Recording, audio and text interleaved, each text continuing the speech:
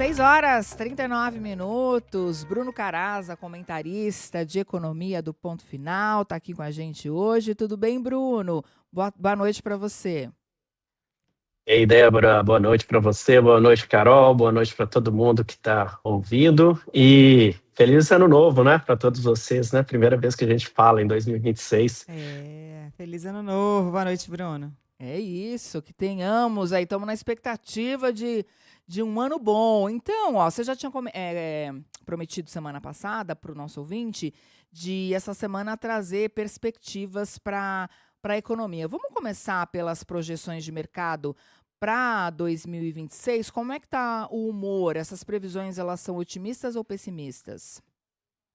Ô, Débora, antes de responder, é bom lembrar que os economistas eles não têm uma fama muito boa para fazer previsão, né? Tem até uma piada que diz que as previsões dos economistas servem para dar credibilidade para os horóscopos, né? Mas isso, em defesa da classe, né? Devo dizer que é porque realmente é muito difícil fazer projeção, principalmente para um período longo, porque todos esses números que a gente comenta aqui, de PIB, de inflação, de juros, de câmbio, eles são resultado de decisões que são tomadas por bilhões de pessoas, por milhões de empresas, por governos, né? Num mundo que está totalmente, cada vez mais interconectado, sujeito a crises. Então, é por isso que é tão difícil você estimar o desempenho dessas variáveis macroeconômicas num horizonte de um ano. Tá? O Banco Central ele faz uma pesquisa, inclusive, né, a gente comenta aqui várias vezes, né, dessa famosa pesquisa Focus, né, que é uma pesquisa que o Banco Central faz junto a 160 instituições. São instituições financeiras, são órgãos de governo, né, são bancos, corretores, consultorias econômicas, que rodam os seus modelos, as suas previsões, e o Banco Central coleta esses dados e divulga as instituições que mais acertam essas projeções.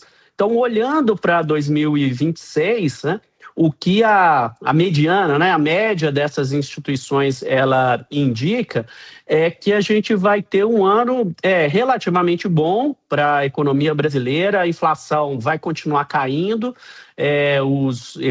a pesquisa ela revela que o IPCA, que é o índice de inflação, deve cair para algo como 4,06 no final do ano, o que está dentro da margem de tolerância da meta que o Banco Central trabalha. Então, a inflação caminhando aí para um patamar mais confortável para o Banco Central, que vai, inclusive, permitir ao Banco Central iniciar um ciclo de redução de juros. Aí, mercado trabalhando com juros na casa de 12,25 até o final, né, até o final do ano, até dezembro. Lembrando que os juros hoje estão em 15%, mas é uma taxa ainda elevada e, por causa disso, a economia deve crescer, mas deve crescer menos do que nesse ano. A economia nesse ano deve crescer 2 e pouco, previsão do mercado é que o PIB cresça nesse ano 1,80. Então, essas são as principais variáveis. Então, a inflação em queda, o Banco Central também reduzindo juros e o PIB crescendo. Se tudo der certo, vai ser o 6º ano consecutivo de crescimento do PIB, coisa que a gente não via desde o início aí dos anos 2000. O Bruno, e o fato de ser um ano eleitoral tem impacto na economia? A gente costuma ver, por exemplo, alguma volatilidade no câmbio, né, em período eleitoral. Pois é, né, Carol, tudo isso levando em consideração as perspectivas aí da eleição, né, que podem mudar muito essas variáveis, principalmente uma variável muito sensível, que é a variável que é a taxa de câmbio. Em geral, o câmbio ele flutua mais em anos eleitorais, porque a cada pesquisa que revela quem tem mais chance de vencer, o mercado reage, né, com mais medo ou com mais satisfação a essa perspectiva de vitória de um ou outro lado, né? Principalmente hoje no que a gente está num país tão polarizado como a gente vive hoje, né? O governo, obviamente, tem várias plataformas aí para incentivar a economia nesse ano. coisa que também acontece a cada ano eleitoral, não importa quem esteja na presidência da República, e então o governo federal, o governo Lula, tem um grande arsenal aí de medidas para incentivar a economia, turbinar a economia e chegar bem na eleição para aumentar as chances de reeleição. Então tem a isenção do imposto de renda para quem ganha até R$5.000 por mês. Houve o programa, né, que foi aprovado, o Gás do Povo, que vai baratear aí a compra de gás pela população de baixa renda. Teve a isenção da tarifa de energia para as famílias de baixa renda também, que foi aprovado no final do ano. E o governo lançou também uma linha de crédito que vai ofertar, aí ele promete crédito de até R$40 bilhões para as famílias que querem reformar suas casas, né? Então, tudo isso são medidas com um potencial de incentivar vários setores da economia, né? O comércio, a construção civil, material de construção, e o governo aposta nessas medidas para se reeleger, mas essas medidas também têm o papel também de estimular a economia nesse ano de 2026. Como se não bastasse, a gente tem o cenário internacional, né, que está bastante incerto, principalmente depois da intervenção de Donald Trump na Venezuela. Como é que isso pode impactar a gente aqui, impactar o Brasil e a economia como um todo, né? A economia que também é globalizada. É isso, Débora. Desde que o Trump assumiu, o grau de incerteza aumentou muito no mundo, né? A gente vê até quando a gente olha a cotação do ouro, né, que é um porto seguro aí dos investidores para momentos de crise, aí disparou no ano passado. Isso é função das incertezas no campo geopolítico, e essa intervenção do Trump na Venezuela, ela traz precedentes que aumentam a sensação de risco, né? Principalmente porque o Trump já sinaliza que pode intervir aí em outros países, né? Como Cuba, como a Colômbia, como a questão da Groenlândia. Então, isso aumenta a tensão no cenário internacional. Tem um perigo também de abrir um precedente perigoso para que as outras potências também busquem aí expandir os seus domínios, né? Então, a Rússia, que já ocupa parte da Ucrânia, pode se vir encorajada a expandir aí suas ações militares para o leste europeu. Tem sempre a questão de China e Taiwan, que também é um foco de grande tensão. Então, todas essas ações geopolíticas geram risco, trazem impacto sobre essas principais variáveis econômicas, como o preço do petróleo, como a cotação do dólar, cotação do ouro.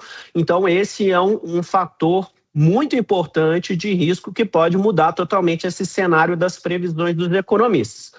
Fora isso, eu gostaria de destacar também mais 2 pontos relacionados ao cenário internacional, a agenda do Trump nos Estados Unidos. Um é político. Os Estados Unidos têm uma eleição em novembro, que vão ser trocadas todas as cadeiras da Câmara dos Deputados e de 1/3 do Senado. Então, o Trump pode vir a perder a maioria na Câmara e no Senado, que até agora tem permitido a ele tomar todas essas medidas que ele vem tomando. Então, essa perspectiva da eleição nos Estados Unidos gera essa tensão, né? O Trump pode se vir estimulado a tomar medidas ainda mais populistas para assegurar manter essa dominância que ele tem no Congresso americano. E no campo econômico tem uma medida muito importante, que é o final do mandato do Jerome Powell à frente do Banco Central dos Estados Unidos. O mandato dele termina em maio. O Trump vai poder indicar aí um sucessor para o Jerome Powell. Obviamente vai indicar um sucessor alinhado a ele, às medidas do Trump. E aí, nesse sentido, tem toda uma dúvida em relação a qual vai ser a postura do Banco Central americano a partir daí, já que essa instituição vai ser comandada por um trumpista a partir de maio, e isso pode mexer com o câmbio, mexer com juros e bagunçar ainda mais esse cenário econômico que atinge a gente aqui no Brasil. Ô Bruno, eu queria te ouvir um pouco mais sobre o cenário em relação aos preços do petróleo, porque está tudo muito incerto ainda, né? Hoje, por exemplo, os preços estavam caindo, os Estados Unidos anunciaram a entrega de petróleo da Venezuela aos americanos, né? Se irritou a China, os preços acabaram caindo, a gente não sabe ainda muito bem o que vai acontecer, mas o que isso pode significar para nós aqui no Brasil e para a Petrobras mais especificamente? A empresa pode ter, por exemplo, que acelerar investimentos, acelerar ali a exploração talvez na foz do Amazonas para fazer frente a esse possível aumento de produção na Venezuela? Pois é, Carol, essa questão da invasão da Venezuela pelos Estados Unidos bagunça esse mercado, não tanto pelo que a Venezuela produz de petróleo.